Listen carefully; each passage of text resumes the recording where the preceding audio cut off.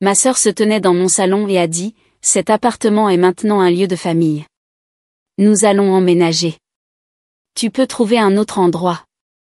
Mes parents l'ont soutenue parce qu'elle a un bébé. Elle voulait un logement gratuit, mais elle a été arrêtée à la place. Je suis partie pour de bon. Salut Reddit. J'ai grandi dans une maison où ma sœur ne pouvait rien faire de mal, et j'étais toujours la responsable. Alors, j'ai travaillé d'arrache-pied, acheté mon propre appartement, et j'ai pensé que j'étais enfin libre. Il s'avère qu'ils avaient d'autres plans. Mais d'abord, laissez-moi revenir un peu en arrière. Je m'appelle Alice, j'ai 32 ans, je suis célibataire, sans enfant, et je travaille dans l'informatique. Mes parents vivent à 30 minutes de là, dans la même banlieue où nous avons grandi. Ma sœur, Chloé, a 28 ans, est mariée à Marc, et a une fille d'1 an. Elle a toujours été celle que les professeurs adoraient, celle que les voisins louaient. J'étais celle qui tondait la pelouse en été pendant que Chloé pouvait se concentrer sur l'école. Mes parents ne voulaient pas faire de favoritisme, mais si quelque chose se cassait, c'était toujours ma faute. Si Chloé avait besoin d'aide, toute la famille déplaçait des montagnes. J'avais fini de rembourser mon appartement il y a 2 mois, un 2 pièces à Lyon. Rien d'extraordinaire, mais il était à moi. Chaque centimètre carré avait une histoire. Le réfrigérateur d'occasion qui gémissait à chaque démarrage. La table de salle à manger bon marché que j'avais mal montée, alors elle vacillait si on s'y appuyait. Le placard que j'avais transformé en un minuscule bureau parce que je ne pouvais pas me permettre un plus grand appartement avec un vrai. Pendant des années, cet appartement a été la ligne d'arrivée vers laquelle je rampais. J'ai sauté les vacances, conduit une voiture assez vieille pour voter, appris à réparer les éviers qui fuient sur YouTube au lieu d'appeler des plombiers. Mes amis allaient dans les bars le week-end. Je faisais du DoorDash après le travail pour de l'argent supplémentaire. Et quand la banque a envoyé cette lettre disant que le prêt était entièrement remboursé, je l'ai collé sur mon réfrigérateur avec un aimant idiot en forme de vache. Cela a été la plus grande victoire de ma vie. Alors, quand ma sœur Chloé est arrivée de nulle part ce mardi après-midi, j'ai pensé qu'elle venait peut-être me féliciter. Elle ne vient pas d'habitude seule. La plupart du temps, si elle est dans le coin, elle traîne nos parents ou son mari Marc avec elle. Mais cette fois, c'était juste elle, debout dans mon entrée, tenant un grand café glacé, l'air de déjà posséder les lieux. Salut, ai-je dit, en m'écartant. Elle est entrée sans répondre, les yeux parcourant tout comme si elle inspectait un appartement à louer. Elle a jeté un coup d'œil dans la 2e chambre, la salle de bain, même mon minuscule bureau placard. Elle s'est arrêtée dans la cuisine, les mains sur les hanches. Cet endroit est plus grand que dans mes souvenirs, a-t-elle dit finalement. Merci. Elle a hoché la tête comme si elle avait confirmé quelque chose dans sa tête. Puis elle s'est retournée et m'a regardé droit dans les yeux. Alors, elle a commencé comme si nous étions au milieu d'une discussion en cours. Nous avons décidé que cet endroit devrait appartenir à la famille maintenant. J'ai cligné des yeux. Excuse-moi, un lieu de famille ? Elle l'a répété plus lentement cette fois, comme si je ne comprenais pas. C'est ridicule que tu gardes tout cet espace pour toi alors que Marc et moi avons un bébé et que le loyer est impossible. Nous allons emménager. Tu peux trouver un autre endroit. Elle l'a dit avec désinvolture, comme si elle annonçait la météo. J'ai ri parce que faire d'autre quand quelqu'un dit quelque chose de fou, mais Chloé n'a pas ri. Elle a croisé les bras et a levé les sourcils comme si c'était moi qui étais bizarre. Attends, tu es sérieuse, ai-je demandé. Bien sûr, a-t-elle dit. Maman et papa sont d'accord. C'est la meilleure chose pour tout le monde. Ce n'est pas comme si tu avais besoin de tout cet espace. Il n'y a que toi. J'ai regardé autour de mon petit appartement comme si elle voyait peut-être une salle de bal secrète dont je ne savais rien. Tu plaisantes, n'est-ce pas ? Tu ne peux pas juste décider d'emménager chez moi. Chloé a levé les yeux au ciel. Ne sois pas dramatique. C'est une maison de famille maintenant. Tu comprendras une fois que tu auras des enfants. Cette partie m'a fait rire encore plus. Chloé, ce n'est pas une maison de famille. Je l'ai achetée. Je l'ai payée. Elle est à moi. Elle a agité la main comme si c'était un détail mineur. Oui, mais allez. Ce n'est pas juste que tu la gardes quand nous avons plus besoin d'espace. Tu peux trouver un appartement ailleurs, quelque chose de petit. Tu n'utilises même pas la deuxième chambre. Je suis restée là. J'avais déjà entendu des choses folles de ma famille, mais c'était un nouveau niveau. Tu as déjà parlé à maman et papa, ai-je demandé. Bien sûr, a-t-elle dit comme si c'était évident. Ils pensent que ça a tout son sens. Pense-t-il aussi que je vais juste leur donner mes clés et commencer à faire mes valises? Chloé a soupiré comme si j'étais déraisonnable. Écoute, nous n'essayons pas de nous battre. C'est juste ce qui est le mieux pour tout le monde. Les heures de Marc ont été réduites. Les frais de garde ne cessent d'augmenter. Et tu es assise ici avec 2 chambres et pas d'enfants. C'est un peu égoïste, tu ne crois pas? J'ai cligné des yeux. Égoïste. Parce que j'ai fait des heures supplémentaires et sauté des dîners dehors pour avoir un endroit stable où vivre. Et maintenant j'étais égoïste de ne pas le donner. Chloé a pris son café sur le comptoir comme si la conversation était réglée. Nous devrons emménager d'ici la fin du mois prochain. Ça te laisse le temps de trouver un endroit. Elle se dirigeait déjà vers la porte avant même que je ne réponde. Chloé, ai-je dit, comprenant enfin ce qui venait de se passer. Tu n'emménages pas ici. Elle s'est arrêtée, la main sur la poignée de porte, et m'a fait ce sourire. Le genre que les gens utilisent quand ils pensent que vous finirez par céder. Nous avons déjà parlé à maman et papa, a-t-elle répété. Et puis elle est partie. Je suis restée au milieu de mon salon, fixant la porte après qu'elle se soit fermée. Le réfrigérateur s'est mis en marche derrière moi, faisant ce gémissement familier.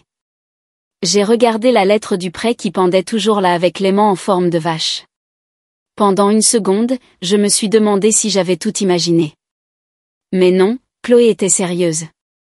Et apparemment, mes parents aussi. Je ne me sentais pas encore en colère, juste déséquilibrée, comme si le sol avait un peu penché, et j'attendais de voir si ça allait continuer. Après le départ de Chloé, je suis restée là un moment, fixant la porte comme si elle pouvait s'ouvrir à nouveau. Ça n'a pas été le cas. Je me suis assise, j'ai ouvert mon ordinateur portable, j'ai essayé de me concentrer sur le travail, mais mon cerveau ne cessait de revenir à ce qu'elle avait dit. Bien familial. Comme si elle et Marc avaient le droit de décider ça pour moi. J'ai pensé que si j'allais raconter toute l'histoire, je devrais expliquer comment nous en sommes arrivés là parce que ça n'a pas commencé hier. Je travaille depuis que j'ai 16 ans. Mon premier emploi était de débarrasser les tables dans ce sale restaurant près de notre lycée. Salaire minimum plus pourboire si les clients étaient généreux. La plupart ne l'étaient pas. Après ça, c'était des quarts d'été à la quincaillerie. Puis un petit boulot à temps partiel à la bibliothèque du campus pendant l'université. Au moment où j'ai obtenu mon diplôme, j'avais l'habitude de dire oui à toutes les heures supplémentaires que je pouvais obtenir. J'ai vécu à l'économie pendant longtemps. Un studio avec vue sur un mur de briques. Des meubles de Le Bon Coin. Pendant ce temps, Chloé vivait une vie complètement différente. Elle a 4 ans de moins. Mes parents couvraient ses frais de camp de cheerleading, ses leçons de conduite, sa robe de bal, tout en me disant qu'il manquait d'argent quand j'avais besoin de nouveaux freins sur ma voiture. Chloé était l'enfant en or. Les professeurs l'adoraient. Les voisins l'adoraient. Quand elle oubliait ses devoirs, mes parents disaient qu'elle était juste fatiguée. Quand j'avais un B au lieu d'un A, ils me demandaient pourquoi je n'étudiais pas plus. Ce n'était pas comme si elle était méchante ou quoi que ce soit. Elle était juste habituée à ce que les choses aillent dans son sens. Quand j'étais à l'université, elle est entrée dans une université privée avec un prix qui me donnait mal au ventre. Les parents ont cosigné ces prêts sans sourciller. J'étais dans une université publique grâce à des bourses et des emplois à temps partiel. Elle étudiait la communication, postait des photos de fêtes étudiantes, de vacances de printemps, de cafés branchés. Je passais des nuits à la bibliothèque à essayer de terminer des projets avant mon quart de 6 heures du matin à décharger des camions à l'entrepôt. Quand j'ai acheté l'appartement il y a 5 ans, c'était le 2 pièces le moins cher et décent que j'ai pu trouver dans un quartier qui ne s'effondrait pas. Il avait besoin de travaux, de peinture écaillée, d'appareils anciens, de planchers qui grinçaient à certains endroits, mais il était à moi. Je me souviens avoir signé les papiers avec des mains qui ne cessaient de trembler parce que j'étais terrifiée de tout gâcher d'une manière ou d'une autre. Chloé est passée une fois à l'époque, à traverser l'endroit, le nez plissé. C'est douillet, a-t-elle dit, ce qui est une façon polie de dire petit. C'est ce que je peux me permettre, lui ai-je dit. Elle a souri comme si elle me supportait. Je veux dire, je ne pourrais jamais vivre dans un endroit comme celui-ci, mais tant mieux pour toi. Ça m'est resté en tête. J'ai fait des heures supplémentaires à réparer les ordinateurs portables des autres le week-end, vécu avec des nouilles instantanées, sauté l'achat de vêtements décents pendant des années juste pour pouvoir posséder un endroit. Et ma sœur a traité ça comme un appartement de départ qu'elle était trop bien pour. Avance rapide, Chloé épouse Marc. Il est bien. Un gars tranquille. Il enseigne les sciences au collège. Toujours poli, mais ne parlait jamais beaucoup quand nous étions ensemble. Ils ont loué un bel appartement de 3 chambres non loin d'ici. Immeuble plus récent, salle de sport, terrasse sur le toit, tout le nécessaire. Bien plus beau que mon appartement. Ils ont eu un bébé l'année dernière. Une enfant mignonne. J'ai envoyé des cadeaux, rendu visite, essayé d'être la bonne tante. Puis les frais de garde ont commencé à les frapper. Les heures de Marc ont été réduites. Chloé a quitté son travail à temps partiel dans le marketing pour rester à la maison. Les problèmes d'argent ont commencé à s'infiltrer dans les conversations. Des petits commentaires sur les factures, le loyer, les mois difficiles. J'ai pensé qu'ils allaient réduire la taille de leur logement comme les gens normaux le font quand les coûts deviennent incontrôlables. Au lieu de cela, Chloé se présente à ma porte en disant que mon appartement est maintenant pour la famille, comme si c'était un bien commun juste parce que nous partageons le même ADN. Et mes parents, je n'ai même pas été surprise qu'ils prennent son parti. La différence maintenant, c'est que cet endroit n'est pas un jouet familial que tout le monde peut emprunter. C'est la seule chose que j'ai gagnée à la sueur de mon front pour moi-même. Et soudain Chloé pense qu'elle peut entrer, le revendiquer, et maman et papa la soutiendront parce qu'ils le font toujours. Mais voici le truc. Je ne suis plus une enfant. Je ne vis pas chez eux, je ne mange pas leur nourriture, je n'emprunte pas leur voiture. Je paie mes factures. Je garde mon appartement propre. J'ai enfin quelque chose de solide sous mes pieds. Et je vais être honnête, entendre Chloé qualifier d'égoïste le fait que je garde l'endroit que j'ai payé a allumé quelque chose dans ma poitrine que je n'avais jamais ressenti auparavant. Comme de la colère, bien sûr, mais aussi une obstination que je ne savais même pas que j'avais. Parce que cette fois, il ne s'agit pas de partager des jouets ou des trajets à l'école. C'est ma maison et je ne la céderai pas. L'appel a commencé le matin après que Chloé soit venue chez moi. D'abord, maman. Chérie, j'ai entendu dire que tu étais un peu tendue hier. Elle a dit ça avec cette voix que les gens utilisent quand ils sont sur le point de vous faire la morale, mais font semblant de ne pas l'être. Tendue, ai-je demandé. Chloé nous a raconté ce qui s'est passé. Tu dois voir les choses de son point de vue. Ils ont un bébé. Le loyer est impossible en ce moment. Maman, elle est venue et a annoncé qu'elle emménageait chez moi comme si c'était déjà décidé. Personne ne m'a rien demandé. Elle a probablement juste supposé que tu allais aider. La famille s'entraide. C'est ce que nous faisons. Je lui ai dit que je n'étais d'accord avec rien. Et elle a soupiré comme si je venais d'avouer être une méchante dans un film. Tu n'utilises même pas la 2e chambre, a-t-elle dit. Et elle est là à ne rien faire pendant qu'il lutte. Ça ne semble pas juste. Je lui ai dit à nouveau que ça n'arriverait pas. Elle a dit que nous en parlerions plus longuement au dîner de dimanche. Je ne savais même pas qu'il y avait un dîner de dimanche. À midi, mon téléphone sonnait à nouveau. Mon père cette fois. Le même discours, mais avec un ton déçu, comme si j'avais brisé un code familial. Il a dit des choses comme « prends tes responsabilités et vois plus grand ». Je lui ai rappelé que ce n'était pas moi qui demandais à quelqu'un d'autre d'abandonner sa maison. Il m'a dit de ne pas être dramatique. Puis un SMS d'une tante que je n'avais pas vue depuis plus d'1 an. Chérie, ils ont juste besoin d'une pause. Tu pourras trouver un autre endroit plus tard. Comme si les gens gardaient des appartements de rechange dans leur poche. Le soir même, Chloé a envoyé un long message disant que c'était temporaire et pour le bien de la famille. Elle a joint une feuille de calcul que Marc avait faite montrant combien d'argent ils auraient économisé en emménageant avec moi. Elle indiquait un loyer à 0, les charges réduites de moitié, et rien pour les frais de copropriété ou les réparations. Comme si l'endroit s'entretenait tout seul par bonté. Je n'ai pas répondu. Au lieu de cela, j'ai consulté le site public de la copropriété. Ils y affichent les conditions de bail standard. Une résiliation anticipée coûte 3 mois de loyer. J'ai levé les sourcils. Donc, il ne s'agissait pas seulement de vouloir plus d'espace. Il s'agissait d'éviter une facture. Quelques heures plus tard, j'ai appelé mon ami Sam, qui travaille à la réception d'une agence immobilière locale. Je lui ai posé des questions générales sur les demandes de location récentes, les refus, des choses comme ça. Il a dit qu'il y en avait eu beaucoup. Des dettes élevées, des paiements manqués, des cotes de crédit en chute libre. Il n'a nommé personne en particulier, mais j'ai commencé à faire des liens toute seule. Je n'ai rien partagé de tout cela avec maman ou papa. Aucun intérêt pour l'instant. Vendredi après-midi, un autre appel. Maman encore. Nous faisons un dîner de famille dimanche. Elle a dit, tout le monde sera là. Nous pourrons en parler calmement. Calmement, n'est-ce pas? Je savais exactement comment se passaient ces dîners. Une table pleine de parents qui acquiescent pendant que quelqu'un vous dit que vous êtes déraisonnable. Les voix restent polies jusqu'à ce que vous cédiez. C'est comme une intervention mais avec des lasagnes. Quand même, j'ai dit d'accord, j'irai. Samedi soir, Chloé a de nouveau envoyé un SMS. Nous devons partir d'ici dans 4 semaines. Ne rends pas les choses plus difficiles qu'elles ne doivent l'être. Plus difficiles pour qui, me suis-je demandé. Je n'ai pas répondu.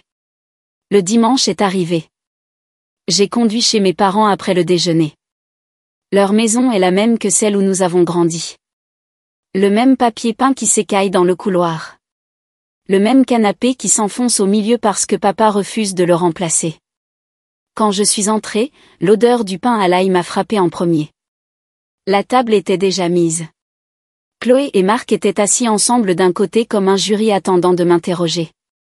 Mes parents s'activaient dans la cuisine. Salut, ai-je dit. Chloé a souri comme si de rien n'était. Salut, nous allons manger. J'ai su quel était le plan dès que je me suis assise à cette table. Chloé avait son faux sourire poli, celui qu'elle utilisait quand elle était sur le point de demander quelque chose de gros. Marc avait l'air de vouloir être n'importe où ailleurs. Maman et papa se faisaient des hochements de tête silencieux comme s'ils avaient un script prêt. Chloé a commencé la première. Nous n'avons besoin de l'appartement que pour 1 an, a-t-elle dit, d'une voix douce comme si elle me rendait service en fixant un délai. 1 an, ai-je demandé. Eh bien, peut-être moins, a-t-elle dit rapidement. Ça dépend de la vitesse à laquelle nous nous remettrons sur pied. Je n'ai pas répondu. Elle a de nouveau poussé le dossier de papier vers moi. Marc et moi avons élaboré un plan, un budget, un calendrier, tout. Marc a raclé sa gorge. C'est très organisé. Nous couvririons les charges. Évidemment, nous ne paierions pas de loyer puisque tu possèdes déjà l'endroit. Les charges, ai-je demandé, feuilletant les pages. C'est tout. Chloé a hoché la tête comme si c'était généreux. Maman s'est penchée.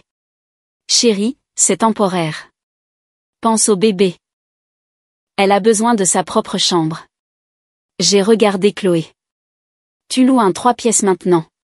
C'est trop cher, a-t-elle dit sèchement. Alors, prends un endroit plus petit. Ça ne lui a pas plu, sa bouche s'est resserrée. Pourquoi devrions-nous tout déraciner alors que tu as de l'espace inutilisé? Je l'ai fixé. Parce que c'est ma maison. Papa a soupiré, posant sa fourchette comme s'il était sur le point de délivrer une sagesse montagnarde. Il s'agit de la famille qui travaille ensemble. Tu as la place. Ils ont le besoin. C'est du bon sens. J'ai pointé les papiers devant moi. Vous avez écrit ça comme si j'avais déjà accepté. Quelqu'un a-t-il pensé à me demander d'abord? Silence. Chloé a finalement dit, nous pensions que tu serais raisonnable une fois que tu aurais vu les chiffres. J'ai tourné à la page du soi-disant budget. Aucun frais de copropriété listé, aucune réparation, les charges réduites de moitié, comme si les factures d'électricité fonctionnaient à l'intuition. Loyer 0. J'ai repoussé le dossier vers elle. Pas question. Son sourire s'est fendu. Pourquoi pas? Tu n'utilises même pas la deuxième chambre. Ça n'a pas d'importance. Elle est là à ne rien faire pendant que nous sommes noyés sous les factures, a-t-elle dit, la voix montant un peu. Et tu as de l'espace supplémentaire dont tu n'as pas besoin. C'est égoïste. C'était là encore. Égoïste.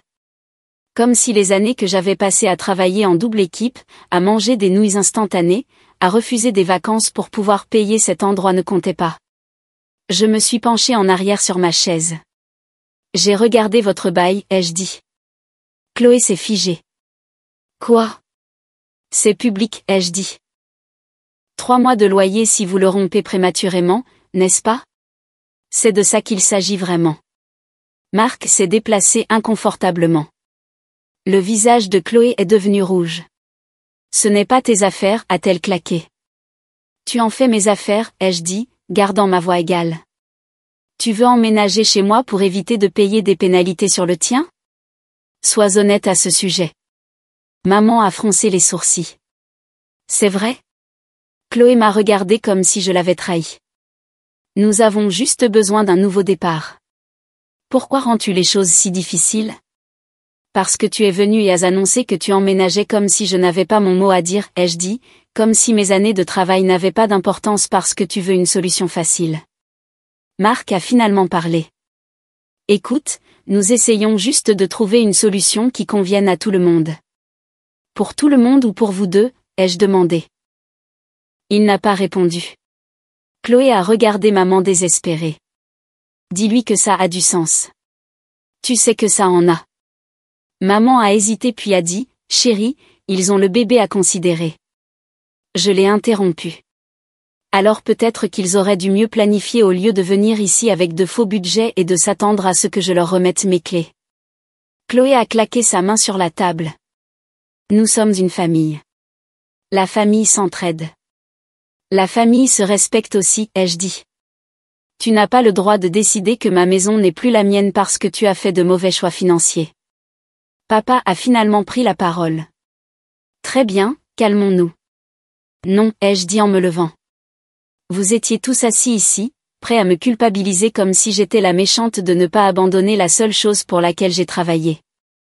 Je ne le ferai pas. La voix de Chloé tremblait maintenant. Alors, tu préférerais nous voir sans abri plutôt que d'aider?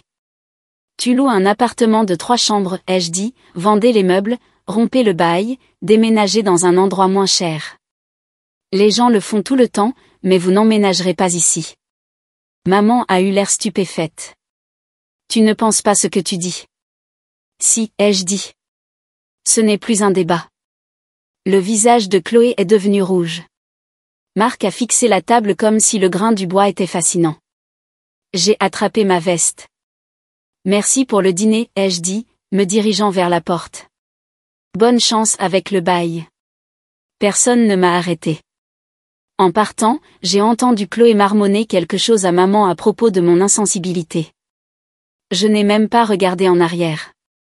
Et après le dîner, le cœur familial a repris.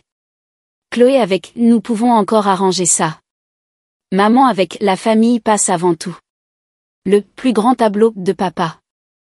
Même un oncle que je n'avais pas vu depuis un an s'est mêlé de la discussion avec elle a un bébé. Toi non. J'ai cessé de répondre. Je ne changeais pas d'avis. Une semaine est passée. Un soir après le travail, je suis rentrée chez moi et j'ai remarqué quelque chose près de la porte. De fines rayures près de la serrure. Une marque d'éraflure basse sur le bois comme si quelqu'un l'avait légèrement frappé du pied. J'ai passé mon doigt sur les rayures. Ça pourrait être rien, bien sûr, mais j'ai vécu ici 5 ans. Je connais chaque bosse et chaque grincement de cet endroit. Ça n'était pas là avant. Mon estomac s'est noué. Je suis entrée, j'ai verrouillé la porte et je me suis assise devant mon ordinateur portable. J'ai rempli le formulaire de signalement en ligne non urgent de la ville. Juste les bases, possible effraction, pas d'entrée, pas de suspect. J'ai cliqué sur envoyer, j'ai reçu l'email de confirmation, j'ai fermé l'ordinateur portable. Le lendemain, j'ai remplacé le pen dormant par un modèle résistant au perçage et j'ai ajouté 2 caméras, un Judas face au couloir et une petite caméra activée par le mouvement à l'intérieur couvrant l'entrée. Les deux enregistraient en haute définition et envoyaient des alertes sur mon téléphone. Cela n'a pas coûté cher. Ça valait chaque centime si j'avais raison sur l'identité de celui qui rôdait. Pendant 2 nuits, rien ne s'est passé. La caméra est restée silencieuse. Pourtant, je continuais à vérifier les flux avant de me coucher. Volume élevé sur mon téléphone au cas où des alertes arriveraient. La 3e nuit, ça s'est produit. 2h37 du matin. Le téléphone vibrant sur ma table de chevet m'a réveillé. Mouvement détecté à votre porte. J'ai attrapé le téléphone, j'ai ouvert l'application. Le flux granuleux en noir et blanc montrait quelqu'un debout devant ma porte. Chloé, capuche relevée, cheveux sortant sur les côtés, épaules voûtées. Elle avait quelque chose de brillant à la main, le faisant bouger autour de la serrure. J'ai senti ma poitrine se serrer. J'ai appuyé sur enregistrer sur l'application. J'ai sorti mes jambes du lit et j'ai composé le 17. J'ai chuchoté au répartiteur, quelqu'un essaie de s'introduire dans mon appartement. J'ai la vidéo. J'ai donné l'adresse. Je suis restée en ligne. Chloé continuait à travailler la serrure comme si elle l'avait déjà fait, comme si elle savait que je n'étais pas à la maison. Les lumières du couloir de l'immeuble se sont allumées. Minuteur automatique. Elle s'est figée pendant une demi-seconde, a regardé par-dessus son épaule, puis est retournée à faire bouger la serrure. Le répartiteur a dit que des unités étaient proches, m'a dit de ne pas bouger. Je regardais à travers l'écran du téléphone, le cœur battant. 1 minute plus tard, 2 policiers sont apparus sur la caméra du couloir, marchant rapidement. Chloé ne les a pas vus avant qu'ils ne soient presque sur elle. Je suis restée derrière la porte jusqu'à ce que les agents arrivent dans le couloir. Quand ils lui ont dit de reculer, j'ai ouvert et leur ai montré le flux en direct avec l'outil sur la serrure. Les policiers ont demandé une pièce d'identité. Elle a bégayé, a dit quelque chose à propos d'avoir oublié ses clés. Je leur ai montré l'enregistrement de l'application. Elle avec le tournevis, clair comme le jour. Ils l'ont interpellée là, dans le couloir, menottes au poignet, poignet rouge, tout le tralala. Je n'étais pas suffisante. Je n'étais même pas en colère à ce moment-là, juste fatiguée, tremblante, comme si mon corps n'avait pas encore rattrapé mon cerveau. Ils m'ont demandé si je voulais porter plainte. J'ai dit oui. Un policier est resté pour prendre ma déclaration pendant que l'autre emmenait Chloé dans le couloir. 5 minutes plus tard, Marc est arrivé, cheveux en bataille, survêtement, l'air d'avoir sprinté. « Qu'est-ce qui se passe ?» a-t-il demandé, la voix brisée. Elle a essayé de s'introduire, ai-je dit froidement. Marc a regardé le policier, puis moi. C'est un malentendu. Elle avait un double d'avant. Je l'ai coupé. Je ne lui ai jamais donné de double. Elle pensait qu'elle en avait encore un, a-t-il dit faiblement. Elle n'en avait pas, ai-je dit. Marc s'est frotté le visage. Il n'a pas discuté après ça. Il a juste marmonné quelque chose à propos d'appeler un avocat et a suivi les policiers. J'ai fermé la porte derrière eux, j'ai vérifié 2 fois le pen dormant, je me suis assise sur le canapé à fixer le vide pendant longtemps. Les caméras ont continué à enregistrer jusqu'à ce que le couloir redevienne silencieux. Le matin après l'arrestation de Chloé, j'ai pris quelques heures de congé. Je voulais que tout soit documenté avant que les gens ne recommencent à m'insulter. Premier arrêt, le commissariat. J'ai remis les fichiers vidéo. Ils ont dit qu'ils avaient récupéré l'audio du 17 du centre d'appel. L'un des officiers m'a donné un numéro de dossier et a dit que la vidéo rendait les choses assez claires. Ils allaient déposer le rapport, le transmettre au procureur, et je recevrai des mises à jour plus tard. Quand je suis rentrée, j'ai fait 2 copies de tout, une sur une clé USB, une dans un dossier verrouillé de mon compte cloud. J'ai imprimé le rapport d'incident et l'ai mis dans un dossier avec mes documents de prêt immobilier. Puis j'ai envoyé un email à mon patron disant que j'allais être un peu en retard au travail à cause d'un incident de sécurité personnelle. C'est tout ce que j'ai dit.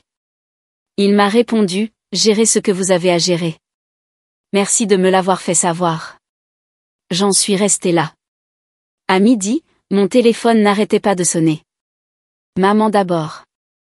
Comment as-tu pu faire ça à ta sœur, a-t-elle demandé, la voix vive. Elle a essayé de s'introduire dans mon appartement à 2 heures du matin, ai-je dit. Ce n'est pas moi qui ai fait ça. C'est elle. Tu n'étais pas obligé d'appeler la police, a dit maman comme s'il y avait eu une meilleure option. Elle avait un tournevis dans ma serrure, ai-je dit. Qu'est-ce que tu voulais que je fasse? Ouvrir la porte et lui offrir un café? La famille devrait régler les choses en privé, a dit maman. Est-ce que en privé signifie faire semblant que ça n'est pas arrivé, ai-je demandé. Elle n'a pas répondu à celle-là. 2 heures plus tard, papa a appelé. Le même ton, des mots différents. Elle a un bébé, a-t-il dit. Elle a fait une erreur. Ne lui gâche pas la vie pour ça. Elle a fait ses propres choix, ai-je dit. Je dormais chez moi. Je ne vais pas m'excuser de le protéger. Il a marmonné quelque chose à propos de mon insensibilité. J'ai raccroché avant de dire quelque chose que je regretterais. Le soir, ma tante a envoyé un SMS, elle ne le pensait pas, laisse tomber les charges. J'ai ignoré. 2 jours plus tard, un voisin a mentionné une ancienne affaire de fraude. Les dossiers judiciaires montraient une peine avec sursis et une mise à l'épreuve d'il y a plusieurs années. La nouvelle arrestation n'a pas violé une mise à l'épreuve active, mais elle a entraîné une nouvelle condamnation en plus d'une affaire antérieure. J'ai vérifié plus tard. Les dossiers judiciaires sont publics si vous savez où chercher. Effectivement, Chloé avait une petite accusation de fraude d'il y a 5 ans. Peine avec sursis, mise à l'épreuve, amende payée. Rien de majeur, mais c'était là. Je n'ai rien publié à ce sujet, je n'ai rien dit aux cousins, je n'ai pas fait de grands discours en ligne. J'ai répondu aux questions du procureur, envoyé les images quand ils les ont demandées, et j'ai gardé tout ennuyeux et professionnel. Le cas de Chloé a progressé rapidement. Elle a été inculpée de délit lié à la tentative d'effraction, et l'affaire antérieure n'a pas aidé. Elle a plaidé coupable pour éviter un plus gros problème. Le juge lui a infligé une courte peine, 3 mois, et un casier judiciaire qui ne disparaîtrait pas cette fois-ci. Marc m'a envoyé un SMS pendant qu'elle était à l'intérieur. Un long paragraphe sur le stress qu'ils avaient subi. Les frais de garde, les frais médicaux, le loyer trop élevé, la vie qui les submergeait trop vite. Il a dit que Chloé essayait juste de faire ce que les parents font, de garder un toit sur la tête de leur enfant. Je l'ai lu 2 fois, les sauvegarder, je n'ai pas répondu. Leur situation financière a plongé lourdement après cela. Ils étaient toujours sous un bail à durée déterminée. Quand ils l'ont rompu, la pénalité de 3 mois est tombée. Après cela, ils ont trouvé un petit logement au mois ailleurs, et le loyer a bondi. Chloé ne travaillant plus, et maintenant avec un casier judiciaire, Marc portait tout cela sur son salaire d'enseignant. 3 mois plus tard, Chloé est sortie. J'ai entendu par maman qu'ils avaient emménagé avec elle et papa pendant un certain temps. C'est entre vous et eux, ai-je dit. Ce n'est plus mes affaires. Maman n'a pas aimé cette réponse. Elle a dit que l'ambiance à la maison était tendue. Chloé et Marc se disputaient à propos des factures. Papa détestait le bruit. Maman essayait de maintenir la paix. Je suis restée en dehors de ça. 1 mois plus tard, j'ai vu papa en personne. Il est passé chez moi pour déposer du courrier qui était allé à leur adresse. Il avait l'air fatigué. Ta sœur traverse une période difficile, a-t-il dit finalement. Elle a fait ses choix, ai-je dit. Elle dit que tu la détestes maintenant. Je ne la déteste pas, ai-je dit. Mais j'en ai marre d'être la personne sur qui tout le monde s'appuie tout en me traitant d'égoïste. Il n'a pas discuté, n'a pas défendu sa fille, a juste hoché la tête lentement, m'a donné le courrier et est parti. Ce fut la dernière vraie conversation que nous avons eue à ce sujet. La vie est redevenue normale pour moi plus vite que je ne l'avais prévu. J'ai gardé ma routine. Le travail le matin, la salle de sport le soir, j'ai réparé la fenêtre qui coinçait dans mon salon un samedi, j'ai finalement peint le mur défraîchi dans le couloir avec des rouleaux bon marché et beaucoup trop de rubans de masquage bleu. Des petites choses que j'avais l'intention de faire depuis des années. Plus tard, j'ai appris par ma mère que Chloé voulait mettre les choses au clair. Ma première pensée a été qu'elle voulait me crier dessus. Ma deuxième pensée a été qu'elle voulait probablement encore quelque chose. Je ne l'ai pas contactée. Au lieu de cela, je leur ai envoyé une seule chose. Une photo encadrée de ma porte d'entrée avec la nouvelle serrure installée. En dessous, une courte note. J'espère que vous trouverez un endroit qui est le vôtre. Pour de vrai. Pas de gros mots, pas d'insultes, juste clair. 2 semaines plus tard, maman a appelé. Chloé veut parler, a-t-elle dit avec prudence. Comme si j'étais un animal sauvage qu'elle ne voulait pas effrayer. À propos de quoi? Elle veut s'excuser. Maman a dit. Est-ce que ces excuses viennent avant ou après qu'elle demande quelque chose, ai-je demandé. Silence au bout du fil. Je la rencontrerai, ai-je dit finalement. Mais voici l'accord. Ma maison est hors de question. Personne ne se présente sans invitation. Si elle ne peut pas accepter cela, je ne viendrai pas. Maman a accepté. Le rendez-vous a été fixé pour samedi chez eux. Terrain neutre, a dit maman. Chloé était déjà là quand je suis arrivée, assise à la table de la cuisine, les bras croisés, le menton levé. Marc était assis à côté d'elle, l'air de vouloir disparaître dans sa chaise. Je me suis assise en face d'eux. Très bien, ai-je dit. Tu voulais parler? Vas-y. Chloé n'a pas perdu de temps. Tu n'étais pas obligée d'appeler la police, a-t-elle commencé, la voix vive. La famille ne fait pas ça l'une à l'autre. Je l'ai fixé. Tu as essayé de t'introduire chez moi. J'étais désespérée, a-t-elle dit comme si cela rendait les choses acceptables. Tu n'as pas voulu écouter. Tu ne nous as laissé aucun choix. Il y avait un choix, ai-je dit. Vous auriez pu trouver un autre appartement comme des gens normaux. Elle a agité la main. Sais-tu à quel point c'est difficile avec un bébé et des factures? Nous avions besoin d'aide. Vous vouliez une maison gratuite, ai-je dit platement. Nous méritions de l'aide, a-t-elle claqué. Tu n'as pas d'enfant. Tu ne comprends pas ce que c'est. Tout cet espace gâché pendant que nous nous noyions. J'ai senti ma mâchoire se serrer. De l'espace pour lequel j'ai travaillé. De l'espace que j'ai payé pendant que tu le traitais de petit et que tu en riais il y a 5 ans. Chloé a levé les yeux au ciel. Oh, allez. C'était différent. Non, ai-je dit, gardant ma voix égale. Tu as traité cet endroit comme s'il n'était rien jusqu'à ce que tu en aies besoin. Puis tu as décidé qu'il était à toi. Pas demandé, décidé. Tu aurais pu juste nous laisser rester quelques mois, a-t-elle répliqué. Mais non, tu as dû en faire toute une histoire, porter plainte. Vraiment, tu as ruiné mon casier judiciaire. Tu as ruiné ton casier judiciaire, ai-je dit. Tu as ramassé ce tournevis. Tu es venu à 2h37 du matin. Pas moi. Chloé s'est penchée en avant, les yeux vifs. Tu penses que tu es meilleur que nous parce que tu as un appartement et pas de responsabilité? Tu penses que travailler quelques heures supplémentaires fait de toi une sorte de héroïne? J'ai ri une fois, court et sec. Non, je pense que cela fait de moi la personne qui possède l'endroit que tu as essayé de voler. Son visage est devenu rouge. Nous avions juste besoin d'une pause. Et j'avais besoin de limites, ai-je dit. Maintenant je les ai. Elle a ouvert la bouche, mais j'ai continué. Tu t'es présenté sans invitation. Tu as ignoré chaque nom que je t'ai donné. Tu as essayé de t'introduire et maintenant tu es en colère contre moi parce qu'il y a eu des conséquences. Marc a finalement parlé, la voix basse. Elle veut juste dire que ça n'aurait pas dû aller si loin. Ça est allé aussi loin qu'elle l'a poussé, ai-je dit. Je ne porterai pas ça pour elle. Chloé m'a dévisagé, les poings serrés sur la table. Un jour, tu auras besoin d'aide.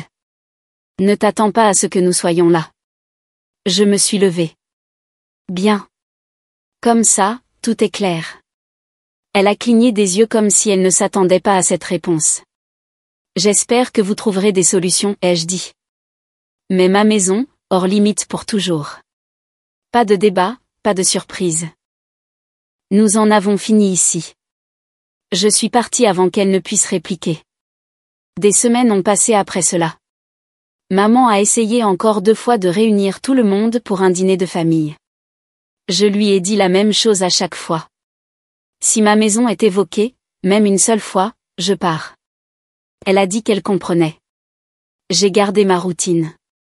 Le travail, la salle de sport, réparer de petites choses autour de l'appartement. J'ai acheté des plantes bon marché pour le rebord de la fenêtre. J'ai amélioré ma chaise de bureau. Finalement, la vie est redevenue calme. Un après-midi, un cousin a mentionné que Chloé avait trouvé un emploi à temps partiel dans une crèche. Marc a pris des heures de soutien scolaire supplémentaires à l'école. Après quelques mois, ils ont trouvé une petite location plus loin de la ville. Un endroit moins cher, plus ancien, mais le leur. Je n'ai pas pris contact. Pas en colère, juste passé à autre chose. 1 an plus tard, l'appartement était plus beau que jamais. Une nouvelle peinture sur tous les murs, pas seulement le couloir cette fois. De nouvelles serrures sur les 2 portes. Le plancher qui grinçait près de la chambre, enfin réparé après des années à me promettre de le faire. J'ai acheté un canapé décent, me suis débarrassé de celui qui était bosselé et que je gardais depuis l'université, j'ai acheté un tapis d'occasion qui ne jurait pas avec les rideaux pour une fois. Même le bureau placard avait meilleure allure. J'ai monté une vraie étagère au lieu d'empiler tout sur des caisses de lait. Les plantes sur le rebord de la fenêtre étaient toujours vivantes d'une manière ou d'une autre. 2 avaient même de nouvelles feuilles. Je les arrosais régulièrement, leur donnais le bon ensoleillement, leur parlais parfois quand je m'ennuyais. Rentrer à la maison était différent maintenant. Pas parce que l'endroit était beau, mais parce qu'il était à moi d'une manière qu'il ne l'avait jamais été auparavant. J'ouvrais la porte après le travail, j'entendais le pêne dormant cliquer derrière moi, et je le sentais dans mes épaules. Le poids de la dernière année, juste parti. Pas de visiteurs surprise, pas de culpabilisation, pas d'appel téléphonique me disant que j'étais égoïste. Le silence n'était pas solitaire. Il était stable. Pour la première fois depuis longtemps, je pouvais réellement m'asseoir sur mon canapé, la télévision éteinte. Pas de bruit, pas de drame, et juste respirer dans mon propre espace sans me demander quelle bagarre allait suivre. La paix, pas la victoire, pas la vengeance, juste des limites qui restaient là où je les avais mises. Et pour moi c'était suffisant.